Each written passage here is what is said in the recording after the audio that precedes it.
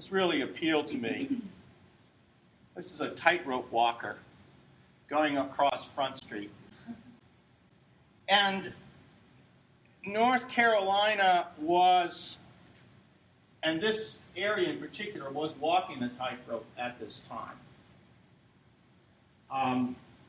You have a remarkable level of residential integration, not social integration, but residential integration.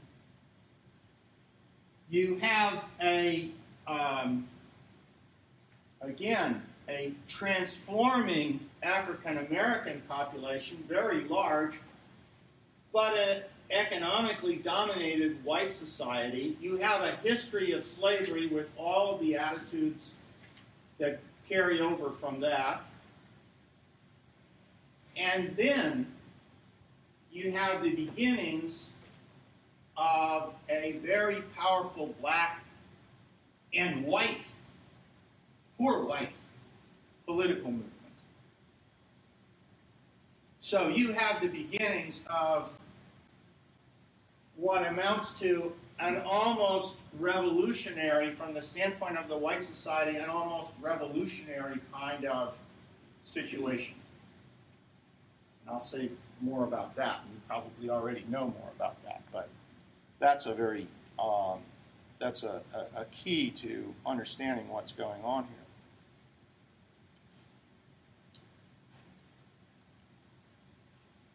Takes a while for this to fill in. This is a very, very interesting record that was actually created by a UNCW student, a geography student. Andy Craig? Andy Craig. Was he one of your students, Liz? Okay.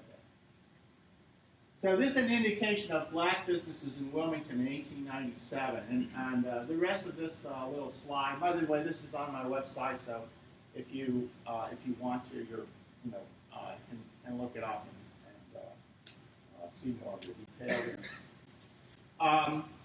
And it indicates locations for all of the different black businesses in Wilmington. Now, one of the things that is very puzzling about the story here is we don't quite know really what the economic picture was like. I'm going to give you two alternative pictures. They're very different pictures. One of them is kind of indicated by this. There are a lot of businesses. And Tom mentioned that there were a number of the restaurants and various other kinds of service businesses in Wilmington that were owned by African Americans. Of course, what we don't know is how big they were. We don't know how significant they were in the economy. We don't know how many people they employed. We don't really know what amounts of money they made. Again, we know there was a great deal of progress. We know that African Americans worked as skilled craftsmen, but we're not quite sure how strong a place they had in the economy. And we get conflicting reports on the levels of unemployment. So it might be, and here are the two portraits. The one portrait is one in which essentially there's a great deal of black progress, both not only in terms of education, but in terms of economic situation, where this is evoking a great deal of resentment. That's one picture. The other picture is a picture where there are literally thousands of unemployed people in the area as a whole, and maybe many in Wilmington, African American, but also white. And African Americans have a very small percentage of the economic picture.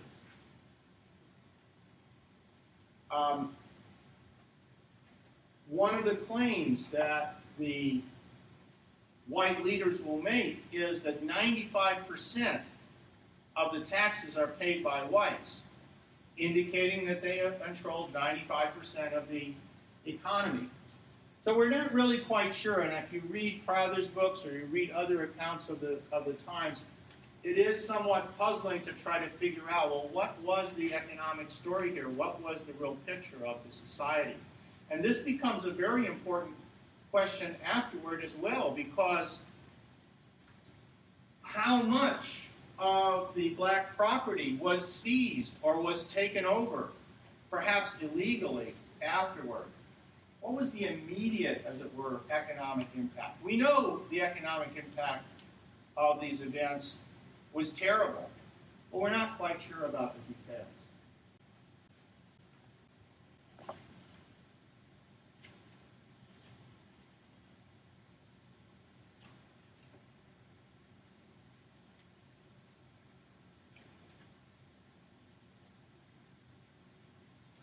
So here are some workers at the Sprunt Mill, where a very important event occurs within the riot itself. There was a draw into Wilmington of African Americans. There must have been some opportunities for education and for employment here. Thomas Miller is often cited as an African American who owned a great deal of property. Again, the nature of the property we're not quite sure about, so we don't really know whether or not he was a really wealthy man. He must have been fairly wealthy. He was mentioned often enough. But the picture was mixed. And therefore, it's not entirely easy to figure out that part of the story. I think both aspects of the story, however, played a role. I'm going to take you through some of the actors, the central figures in the story. One was John Campbell Dancian. The men I'm showing here are part of this fusionist movement that Tom made mention of and that you probably read about. It begins in East Texas in 1887. If you look at the story of the South in the latter half of the 19th century, what controls the economy to some extent is the railroads. And the railroads are the means of movement of goods. And the railroads control then the fees that they will put upon farmers who want to bring their goods into larger markets. And the railroads really have a kind of stranglehold on all of this agricultural economy that dominates the South from Texas to Virginia. So you have the beginnings of a non-agricultural economy in some parts of the South, including the Piedmont, where there's the beginning of furniture work and stuff like that. But for the most part, it's still very much an agricultural society, and the railroads have a lock grip on it. And they are working at extracting as much of the wealth out of the farmers as possible. So what happens in East Texas is the farmers finally say, this is enough. And they begin a movement that spreads across the whole of the South to reclaim their economic future through political means. But actually, at the very same time, an other movement is going on. And so you have two parallel movements operating at the same time.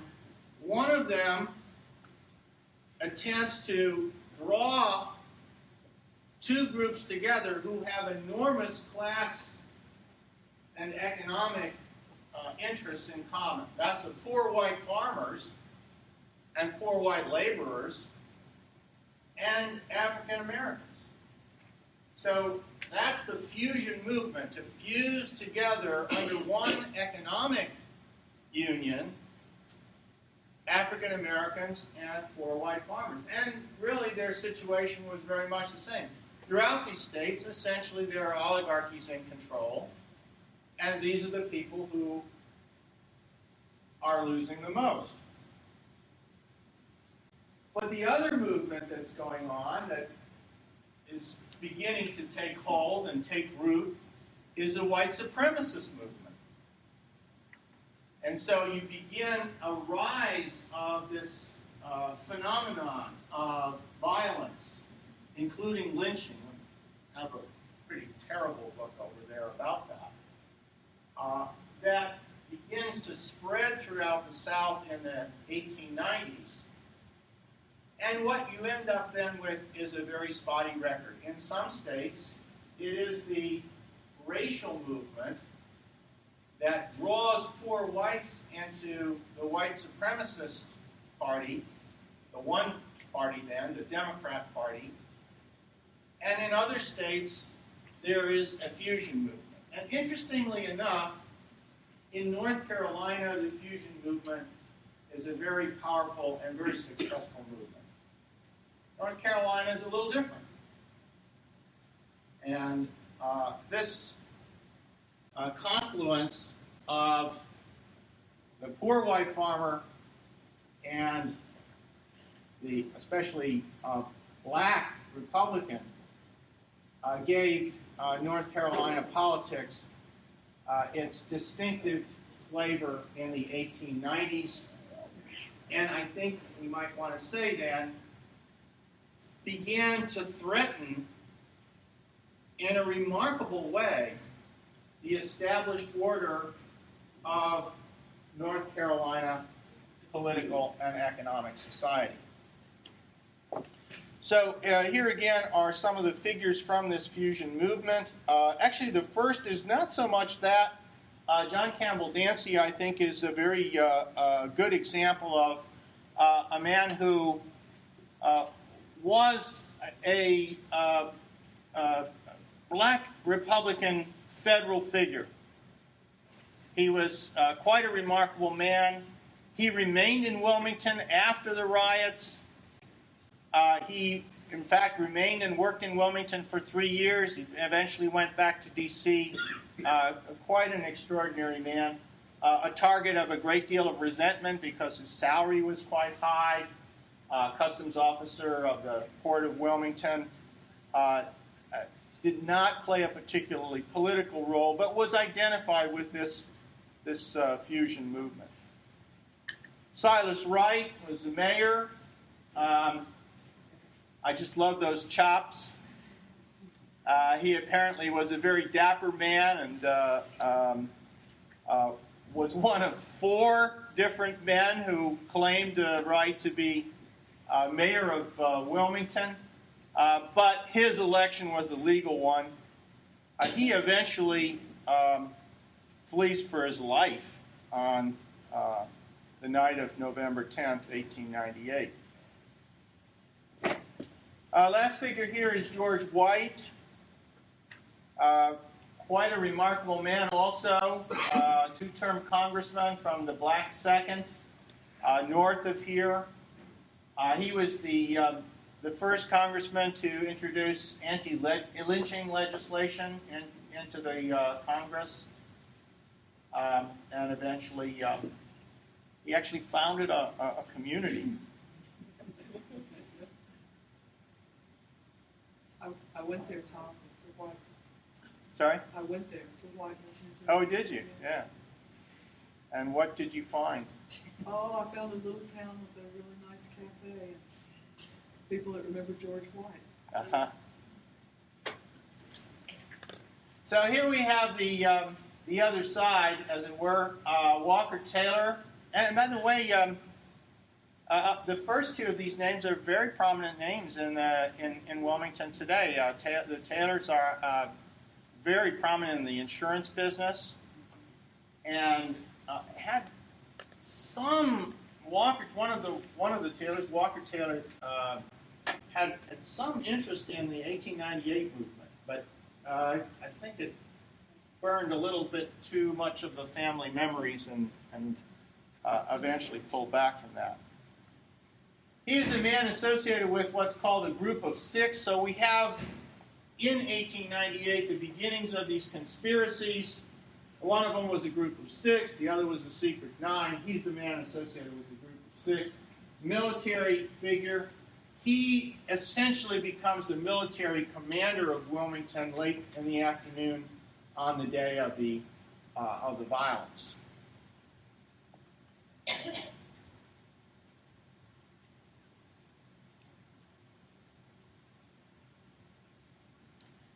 Hugh McCrae is, I think, appropriately the central figure in the story. He's the most prominent white businessman in Wilmington at the time. The McCraes also a very prominent Wilmington family, very especially prominent in real estate. And this mansion no longer exists.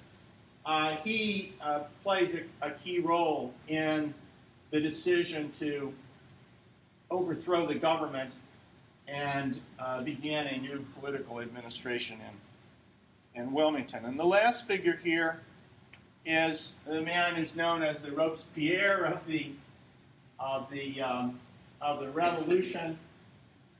He is an ex-congressman.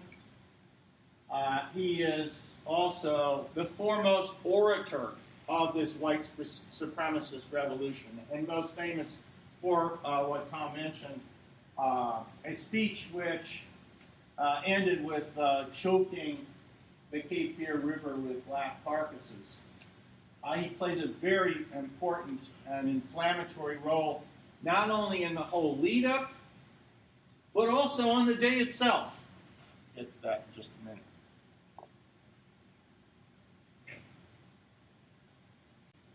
So here we've got the beginnings of the fusion success.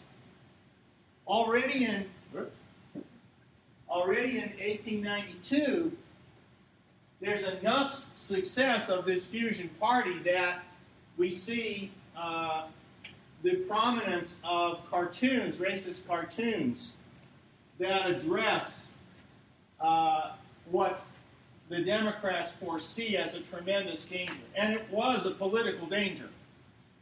It was a political danger. And we'll see in a moment just how dangerous it became to the dominant white oligarchy and the Democratic Party in North Carolina. So you have the beginnings of this fusion alliance, and they win an election in 1894, and then they win another election in 1896, and Daniel Russell of Wilmington is actually elected governor. So now they have control of the legislature, and they begin to enact legislation that will significantly increase the franchise of African Americans. And this is really the point at which, the rubber hits the road? Because it's quite possible that they would have brought as many as 100,000 African Americans into the voting booth. And remember, population in North Carolina at this time is very small. Wilmington is by far the largest city with 20,000 population. Only two other cities have over 10,000 people in population, Asheville and Raleigh. So you're talking about a political revolution that would have changed the structure, the political structure of North Carolina, not only for one election, but for many elections. And the Democrats see quite rightly that this is quite a danger to their whole control. In Wilmington itself, Wright is elected, and there are also changes then at the state level that allow for an expansion of democracy in some ways within Wilmington, although the governor takes over some of the power, some of the appointed power from the legislature. He's now a Republican, and we see this creation of a new set of aldermen. Whether there were 3 or 4 is in some